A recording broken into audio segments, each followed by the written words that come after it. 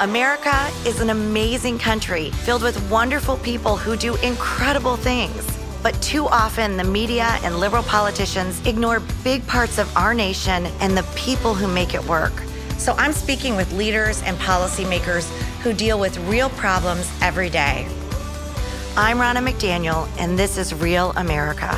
Today I'm going to be speaking with former Secretary of State Mike Pompeo. We're going to cover issues facing real Americans outside the bubble, from COVID to the assault on religious freedom, from his unique perspective running American foreign policy under President Trump. I'm so happy to be with Secretary Mike Pompeo, my friend, but somebody who has just helped lead our country during some very difficult times. And I really want to get your take on many different issues, ranging from Israel to Iran to China. But I want to start with COVID. And I'm going to take you back a little bit in time to the decision that you and President Trump made to shut down travel from China as COVID was spreading. And we heard from the left and the media, this is xenophobic. Joe Biden called it that. They said it was awful. This is terrible what you're doing. But what was the process that led to that really important decision at that time and place? Yeah, that's a great question. I don't think I've been asked that before. Really? And it's great to see you. It's great to be with you too. I've been looking forward to this. Look, there were so many things we didn't know, but there were a handful of things that we did know, one of which was that we were being shut out. That the ability to access the information we needed to really understand where this came from and what its transmissibility was and what the lethality was, we were starting to get our hands on it, but the Chinese were shutting us out. And then we could see the scale of what was taking place in Wuhan. My team on the ground, I had less than a dozen people on the ground at our consulate that was there in Wuhan, China. Okay. They were seeing real time what the Chinese were doing in terms of shutting down their own community. And then we watched my ambassador in Italy watched these flights from China to Milan, where the first big European outbreak takes place in Milan. So we had a handful of data points, and it wasn't me, it was the president. The president stared at this. The health community's view is always bans don't work, blocking doesn't work, creating conditions where people can't travel. You can't lock these things down. The president said, yeah, thanks for your input. I appreciate that. We're going to make it work, and so did. And I can't tell you how many American lives this almost assuredly saved because we had fewer people coming in. It wasn't that we were able to stop it completely. We still have had a dickens of a time here in the United States with the Wuhan virus, but make no mistake about it, it was the right call, and the caterwauling from the left and indeed from the global health community was enormous, and we withstood that. We knew we had done the right thing. We defended it, and then you saw shortly after that many countries began to follow. And then the Democrats start taking credit for it. Yes, we were there all along. We believed in this all along. It's the craziest darn thing. Yeah, yes. It is crazy. Now we know, a year later, Cuomo was hiding nursing home results. He was covering things up. But the originator of covering things up was China. China had this happening. They weren't reporting it to the WHO. They weren't sharing with the global community what was happening on the ground. And it really did hurt not just America, but the whole world. Tell me about China and why did they do that? How'd they get away with it? How did the WHO miss it? And what impact did this have globally? Yeah. Well, I always remind people that the work that I was doing was international, but it has huge impact on every American all across the country. I think of people back in my home state of Kansas who have been impacted by the Chinese Communist Party's decision to go into full authoritarian mode. So they knew they had a problem set somewhere towards the end of 2019. It became clear to them shortly thereafter that it was very transmissible, human to human. They could see it. They knew. They had the data set. They knew it for sure. And they did what the Russians did in Chernobyl. Right? They go dark. So what do? You disappear doctors. You ban journalists.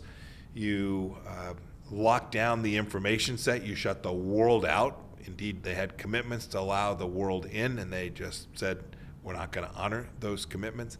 And they went into full damage mode. And then a PR offensive on the other side, which said, now we're going to deliver PPE to the world, and we're going to be the ones that lead the world's response to this in terms of a vaccine. And so you cover up your outrageous foisting a virus upon the world, and then lead saying you're the fireman putting out this fire. Wow. whatever one thinks about the origin, and there are many things we don't know, I happen to be pretty firmly convicted that it was a leak from the Wuhan Institute of Virology. Every data point I see leads me to that conclusion. If you said lay out my proof, I can't do that. Okay. The reason I can't do this is because the Chinese won't let us do this. Causes me to believe that I'm even more right about it. But whatever one believes about that, we know this with absolute certainty. The Chinese Communist Party was the only institution in the world capable of telling the world what we were had to prepare to confront, and they refused to do it. That is, in American law, that'd be criminal negligence. In the world of ordinary people, it is grossly, recklessly negligent and cost millions of lives and billions of dollars worth of wealth.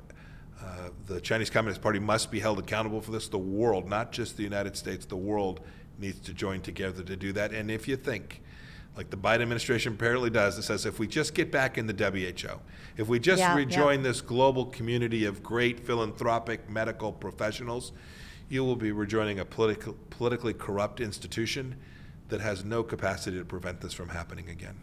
It's so true, and I think it's not getting enough notice from the media. I don't think a lot of Americans still fully understand the breadth and the depth of what China did to hide this. And now here we are in Operation Warp Speed in America. We're distributing vaccines.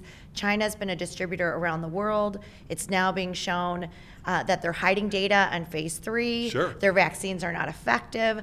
What does that mean? I mean, how are they able to continue to be dishonest and continue to perpetuate this dishonesty at the global level? And why isn't America holding them accountable? So, Rana, this is a bigger challenge with China, but this is a really good insight, a really good look into the Chinese Communist Party and the evil that is at the heart of who those leaders are.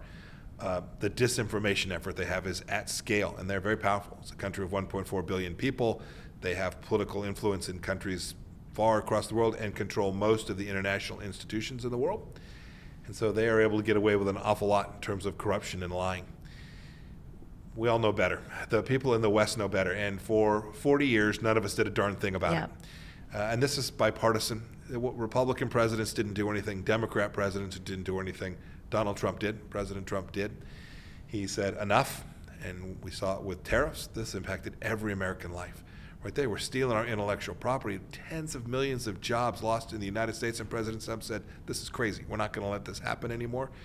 The same thing with this virus. They now engaged in a set of activities to cover up a virus that killed millions of people. So how should we respond? So we will need to lead. No, Europeans won't lead. Southeast Asian countries wouldn't be able to lead because of where they sit, but we can. And we can do several things. A good example was what we had started to do in this particular space to prevent the next epidemic. So we left the World Health Organization, and we're beginning to build out a Western-based model that said, no, we're actually going to work to do real science and not politics inside a health organization. Crazy idea, I know. Genius idea. Genius idea. I remember the day the president announced we were leaving the WHO, the world howled. I know. The left howled. I remember this. They had one job. Exactly. To find out if there's a pandemic, and they failed. We should be leaving. And a secondary mission which says if you fail at the first one, figure out how the heck it failed, and they were failing and figuring out how the heck they failed in there. And Biden's going right back in, welcoming them with open arms. It's one of the biggest head scratchers. And so we'll need to lead. The Biden administration is unlikely to do that. They are so wedded to these international institutions, and I'm all about it. We should use alliances and build out with other countries. America doesn't have to do it all around the world, indeed shouldn't. But if they're dysfunctional, or indeed they're acting in ways that are against America's interests, we shouldn't be anywhere near them. And that's the WHO today, at least in the part of the WHO that does epidemic prevention and response to epidemics. It failed. It failed every American, and the president made a really good decision to leave that. Folks like me need to go out and make the case and make the argument. We did that for 2.5 years. My time as Secretary of State, we built out an enormous global coalition that came to understand the threat from the Chinese Communist Party. I think that'll benefit every American for years to come. I love how vocal you are, and I think we learned so much from this. That's why these types of conversations where we can talk about it more in depth are so important. I think the other thing we learned is supply chain. Pharmaceuticals, so many of them manufactured in China. I mean, the disruption of the supply chain. Are you seeing any movement from the corporate world or anywhere in the country to try and disengage from China with that recognition that we can't be so dependent on one country when it comes to a pandemic like this? So, Ronnie, yes, there are companies that are reevaluating their supply chains, and that's really important. What they didn't get, and this goes from America's biggest companies, big global competitors, to smaller businesses that also had supply chains deeply embedded in China. They underestimated the political risk and the economic harm that could befall them. I'll never forget the first day when we learned that there was product produced by an American company operating in China, prepared for delivery to an American company that was taking contract under an American contract, and the Chinese wouldn't let it leave the country. It's a wake-up call for every country that says you think you own your assets. You believe that you control the capacity to deliver your product, but the truth is you're operating under the thumb of the Chinese Communist Party, and they're starting to wake up to it. So you're starting to see them move. Many of them back to the United States, some of them going to Mexico and to Canada as a result of the agreements that we got between those three countries as well, and some of them going places closer to Asia, to Vietnam and to other places. My view is I'd prefer they come to the United States. It is critical to our national security that they not be under the thumb of the Chinese Communist Party. So I think you said something earlier that I agree with completely. Most Americans don't realize how much the international world and the global community affects our lives, our daily lives. Like you said, people back in Kansas. But I think we saw a little bit of that through this pandemic with governments, it's the state level, suppressing freedom and things like religious freedom in the name of COVID, people not able to go to church. I know I didn't go to church for a year in person. I know this is a passion point for you, but you also bring a global perspective about what religious freedom means and how unique the United States of America is. What do you think about what you've seen with states like California and New York taking away freedoms, specifically religious freedom, during this pandemic? You know, one of the things I believe so many Americans saw here is how thin the veneer is. Yep. How fragile the republic can be when government gets a sniff that they can control your lives and exert their power in a way that is deeply violative of the things that every American believes they have and cherishes their right to practice their faith. When I watched local governments telling churches they weren't smart enough how to figure out how to worship safely, I was outraged. I was so proud. There were pastors, there were synagogues, there were religious leaders all across America who said, no, we're going to find a way to do this.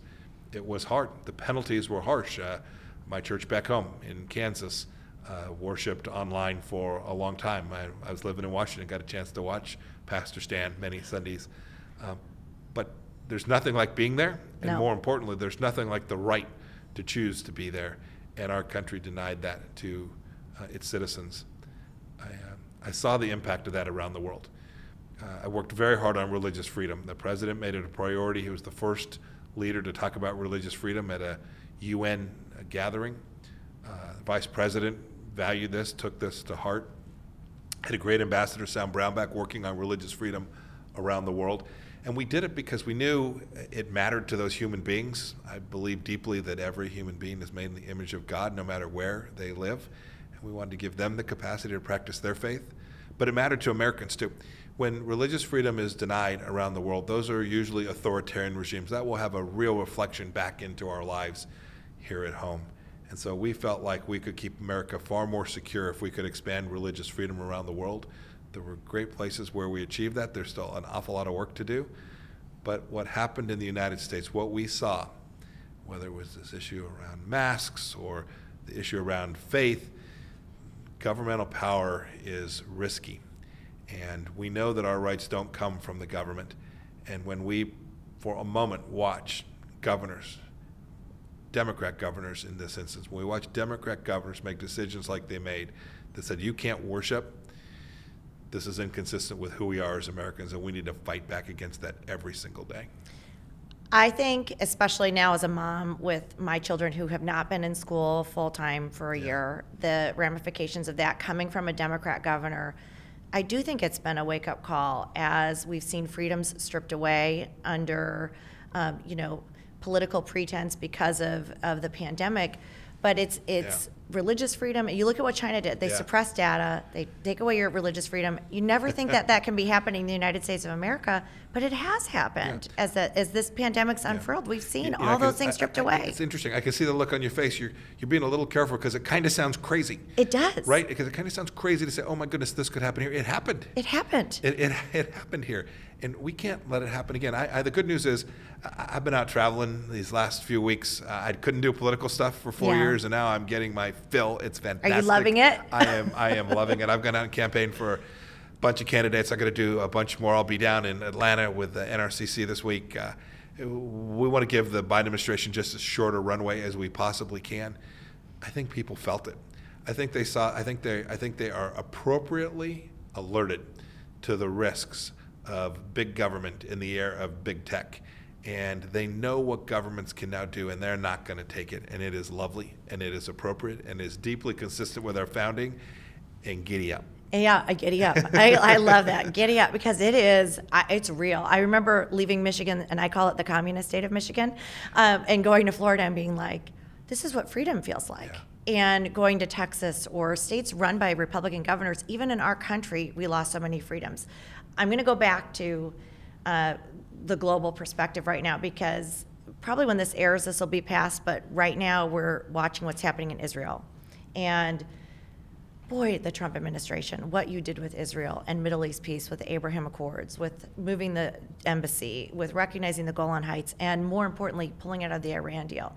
And the recognition that, Obama gave pallets of cash to Iran to fund groups like Hamas that are now bombing Israel, our greatest ally in the Middle East.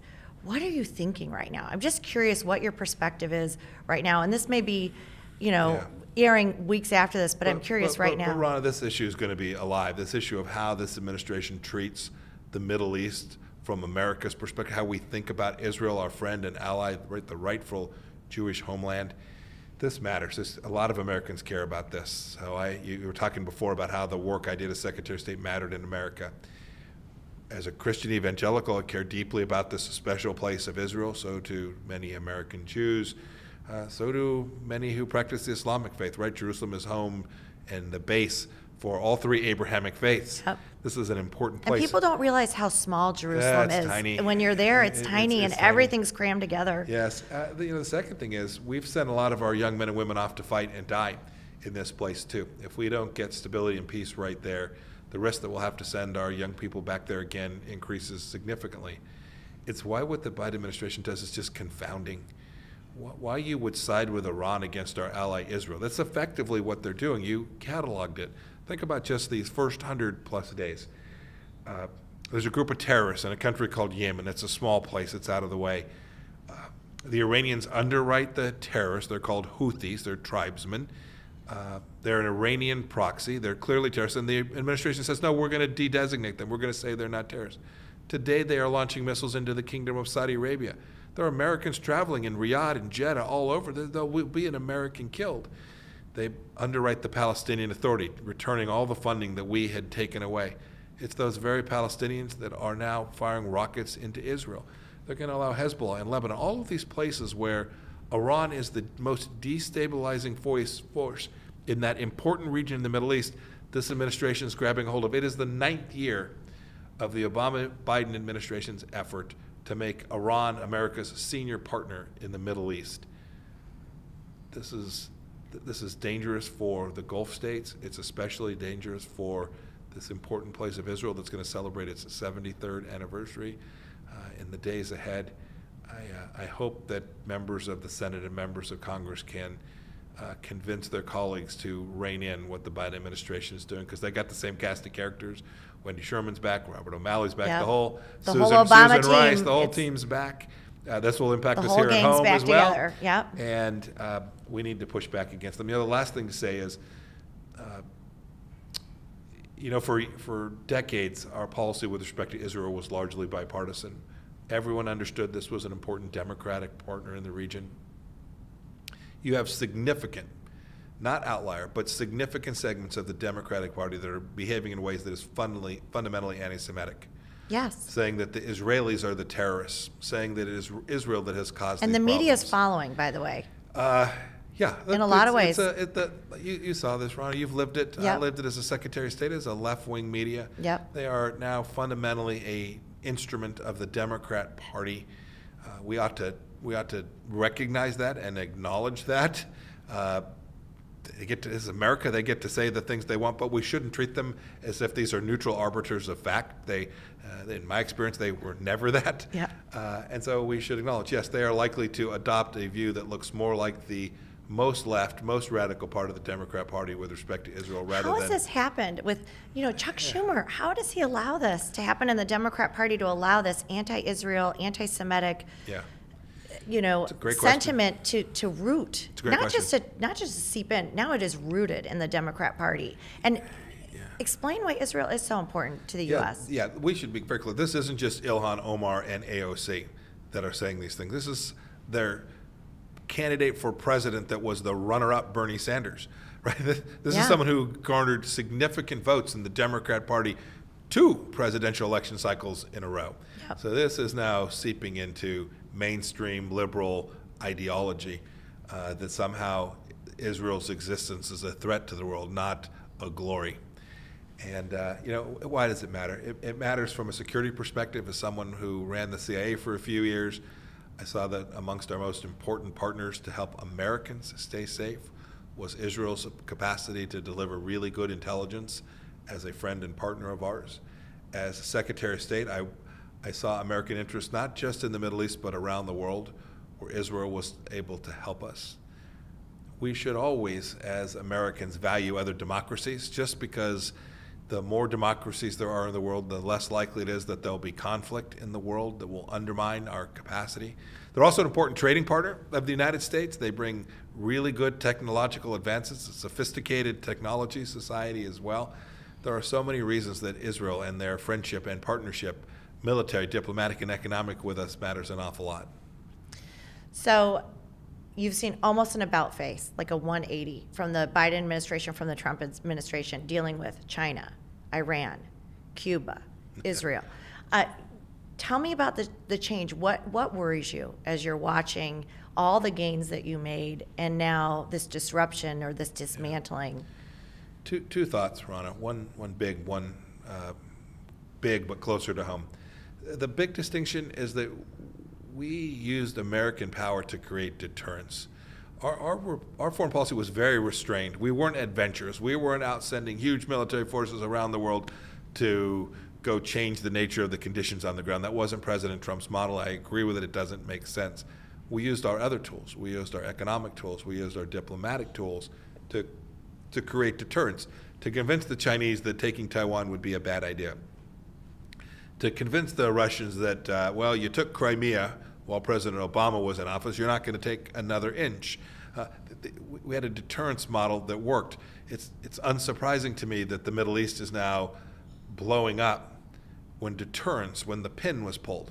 Yeah. So the fundamental idea was be very, very forceful in articulating the things that matter, right? America first, and making clear we'll defend those. And saying we'll help you defend them when you're helping us defend the things that we care about. Take NATO as the perfect example. We're all in for NATO. You got to start paying. We're there, but you know what? We're not gonna carry your rucksack too. So exactly. Everybody gets to participate. Let me give you one that's closer to home, which is a 180 that matters an awful lot. You see what's happening on our southern border. We worked our tail off to get that right. It's a complicated problem set. It's not just a matter of saying, hey, we're gonna close this off today. It has never worked. What did we do? Well, remain in Mexico. We did. We built a wall. We put in place policy called Remain in Mexico, where we honored our fundamental right to humanity that says if you're in a bad place and you want to claim asylum, we will absolutely acknowledge your right to do that, but you're not going to come live here and escape into the country when you have a bogus claim. This turned off the magnet. We then worked with the countries in Central America, and we said, we're not going to bribe you. The Biden administration thinks, I think, hey, if we write them $1 billion check, maybe people won't come across. That's not going to work. That just goes into the hands of corrupt politicians. It's going to go in the hands of corrupt politicians. Moreover, if you're struggling in Honduras or Guatemala or El Salvador, America is a great place to be. That's not going to dissuade them from wanting to come be part of the United States of America. So we worked with those governments, and said, no, you'll have to take your people back who have made it inside of the United States. You're going to take them back. So we began flights to use the legal means to repatriate to them to their home country. When you do that, you turn off the magnet. They realize that if you try to make this trip, this arduous, dangerous trip where women are raped and children are abused, we've seen it, right? You see these videos, yes. They're tragic. The human suffering is epic proportion. We turned off the magnet and we made their lives better. We solved our problem, we secured our border, and then the Biden team comes in and just literally, because it was the Trump-Pompeo remain in Mexico policy, they're just going to flip the switch. And they pulled the pin on the Jenga stack, and it has collapsed around them. And the tragedy is it means more fentanyl inside the United States. You talk about foreign policy mattering at home, right? You get the policy with Mexico wrong, and you're up with kids who have a drug habit in the United States of America. I pray that they think about this again. I saw Vice President Harris, although she refuses to travel to the border, I saw her comment that said this is going to take a long time to fix. You could fix this in days by just simply reverting to the policies that we had in place. I know the Mexican government would welcome that, and I know it's necessary for us. It's so sad, too, because these people who are coming to America, that's really sad. They're suffering so much. The kids are suffering during this journey. There's been enough fentanyl seized to kill everybody in the state of New York, I think. Yeah. Crossings are up 270% over last April. It really is shameful because it was working. Yeah. And they just didn't want it to work. They don't want to give you credit. They don't want to say, hey, you did a great job. It worked. We just want to switch it. Yeah, I think there's two things. One, I think it's Trump-Pompeo bad. Yeah. Right? I think it's that simple. There's a second piece, which is there was this idea that sits on the left, that sits in the liberal ideology that says open borders aren't such a bad thing. And some of them go so far as to say, no, open borders are a really, really good thing. This is not in the best interest. American workers deserve to have an immigration policy that protects Americans. And if we get that wrong, if we have a legal immigration system that is broken, you'll see precisely what you see on these borders. And we had it. It took us a while. You remember, we got thrown out of court. Yep. Goodness, how many times? A half a dozen times in the first year and a half or so of the Trump administration. But by year two, we had a strategy that the courts would accept, that delivered on the promise that President Trump made to the American people and kept our southern border secure. And got Mexico on board. And they were on board. We had the Central American countries and Mexico all on board. It worked for them as well. It really has deteriorated so quickly. We're 4 months in, and yeah. To see this, what's happening it's at the absolutely border. Tragic. I'm going to go a little more personal now, just to ask you some fun questions before we wrap. But you've done so many amazing things. Your career, you've served our country, you've been in Congress, you were the CIA director, as you mentioned, you've been Secretary of State. What's been your favorite? Has there been a favorite? Oh, I know that's a tough question, but I'm curious. No, there's no particular favorite. The best job I ever had was as a young second lieutenant. Really? Driving 4 tanks around what was the then East-West German border. We were doing border patrol in the late 80s, and there's nothing like being a 22-year-old with a tank. That should be a bumper sticker. Yes, a 22-year-old with a tank. Yes, we met it there. I know some 22-year-olds that we might not want to give them to, but for a time I got the chance to be on freedom's frontier as a very young officer in the United States Army, and it was just, I learned so much about America and about freedom. We were literally peering into East Germany, and we could see that the fences were all holding their people in, not keeping West Germans from going to East Germany, but keeping East Germans in. This is a great story. I left about 9 days before the Berlin Wall fell, and then the fence line along East Germany came down.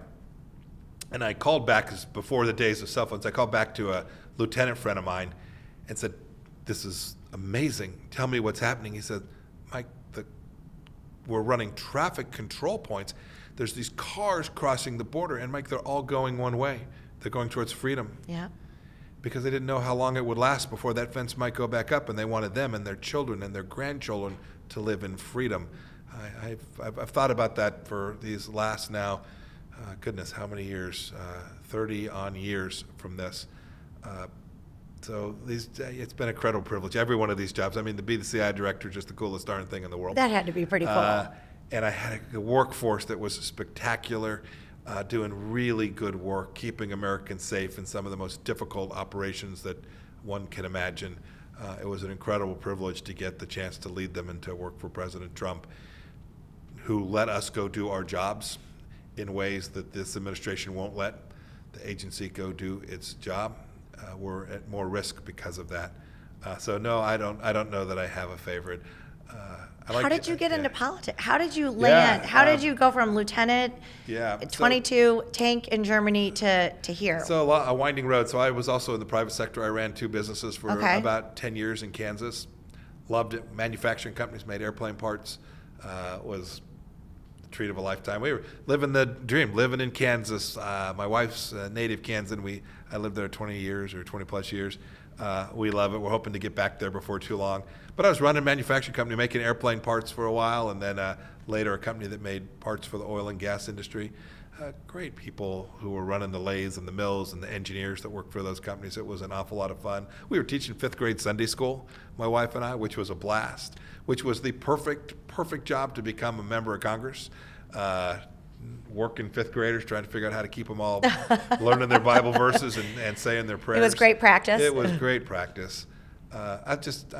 America has been so kind to me, so generous, and I have gotten this chance to live in the greatest nation in the history of civilization.